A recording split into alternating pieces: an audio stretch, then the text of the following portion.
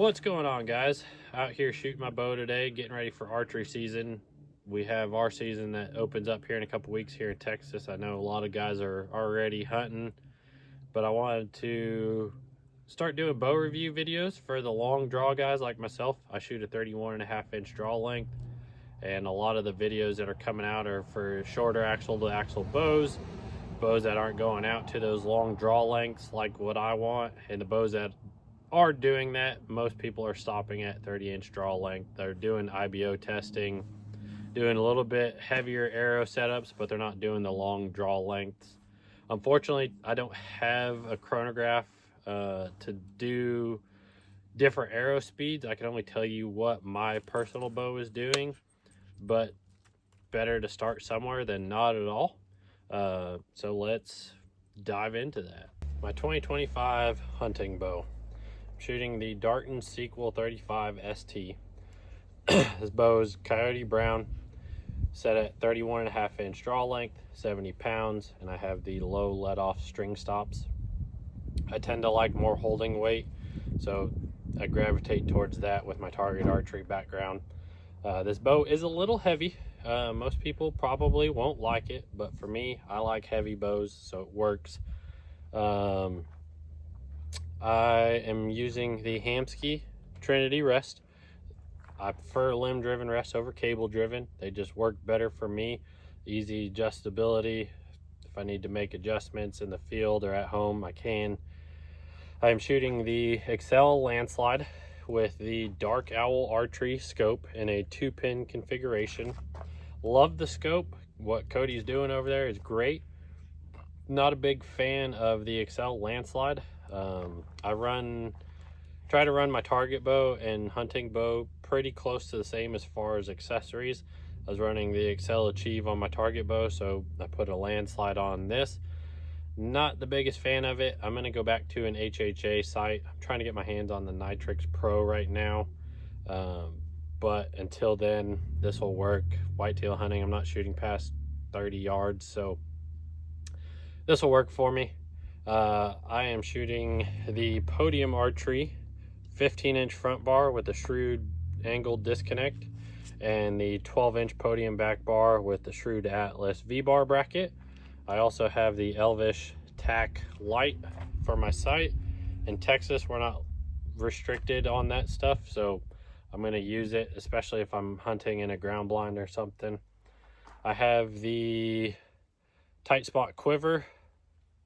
Had it for a couple years. I think I'm going to end up putting a 2-piece quiver on it, but again, it works. Gets me in the field.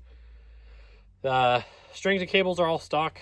Out of the box, this bow tuned perfectly. I typically would put like a Flow Purple on here, but I just wanted to shoot the stock strings for now, because I have a tendency, once I change strings, I change bows. So instead of dumping money into it, I was like, I'm just going to shoot it the way it is, make sure I'm happy with it, go from there. This bow is shooting 300 feet a second. I'm shooting a 445 grain Victory HLR arrow and Rip TKOs. And like I said, I'm getting 300 feet a second out of it. I'm very happy with how fast this bow is shooting. I tend to shoot right about that 450, 460 grain arrow and try to hover around 290 to 300 feet a second. It's perfect for everything that I hunt. I'm not a heavy arrow guy, and I'm not a heavy draw weight guy. I hate heavy arrows. They're slow, they're stupid, and I don't need to shoot 80 pounds because I don't want to. I want to be able to shoot my bow rep after rep after rep and enjoy it. I have buddies that shoot 80 pounds, and great for them. And they could probably keep up with me, but I don't need to do that. I'm happy with my 70 pounds. With that being said, let me give you a breakdown on my arrow setup. So I have 3 arrows here. We'll start with my oldest arrows, my Victory Rip TKOs. These are a 250 spine. I have a 50 grain stainless steel outsert, 100 grain tip, and on this end, shooting 1 stringer wraps with 3 Fletch Key 2i Fusion vanes and just a regular AAE knock. I want to say this arrow is right about that 450 mark. This will be like my backup arrow and my hog hunting arrow. I'll probably keep 1 or 2 of these in my quiver when I'm whitetail hunting, just so I have an arrow to use for hogs. And then my hunting arrow is the Victory HLRs. These are a 250 spine with similar specs, 50 grain outsert, 100 grain head, and then 3 fletch Q2Is with 1 stringer wraps, and then using halo lighted nocks. I like the halo lighted nocks because they're one of the lightest nocks on the market. Not had any issues out of them. I know I've seen some guys talking about durability, but I've not had any issues. Shooting a 3-blade. This is just a practice head so I can shoot it and get an idea for how it flies. With that being said, my whitetail head of choice for this year is the Grim Reaper Fatal Steel 100 grain. I like a 3-blade mechanical. I want as big of a cut as possible, and I want to be able to shoot it at distance without any issues. I was shooting the mega meats, and for the first year or 2 I had great success with them, big holes, but I started having flight issues, and the practice head that they send with that broadhead pack does not fly the same as the actual broadhead. I don't know if the broadheads are opening up in flight or what they're doing, but I just was not happy with them, so I switched over to these. I've not shot anything with them yet. I'm excited to see how they work. I have friends that shoot the Grim Reaper broadheads and absolutely love them, so I'm excited to try them for this year. We're gonna shoot a group real quick, starting with my practice hunting arrow, and give you guys an idea of what the draw cycle's like, all that wonderful stuff.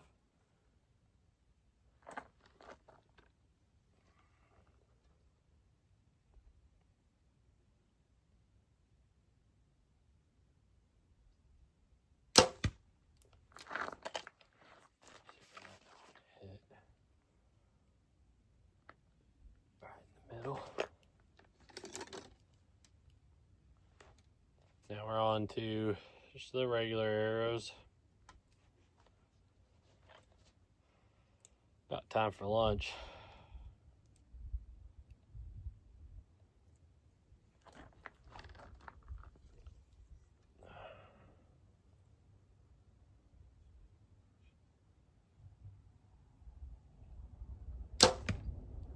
So for guys that like the speed mod stuff,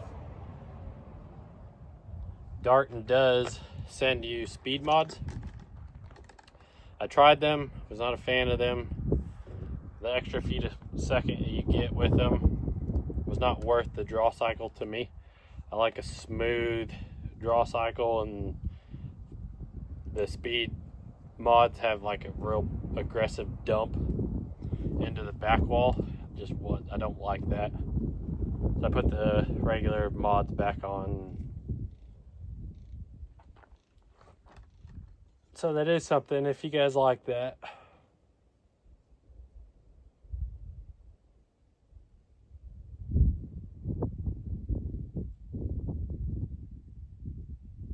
A little windy.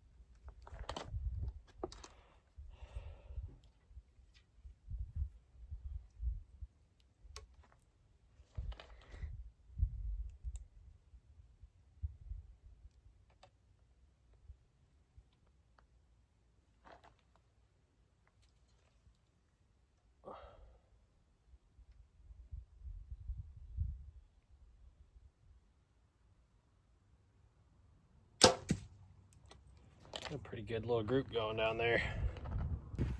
Headed down here to check this group out.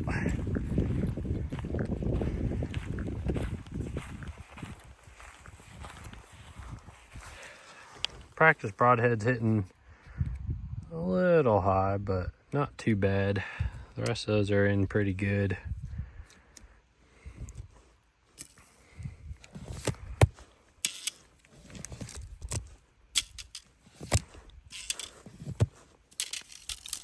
I hope this video was helpful for somebody. I know it's not the most in-depth review of this bow, but it does give you that real-world experience of what this bow is capable of with longer draw lengths.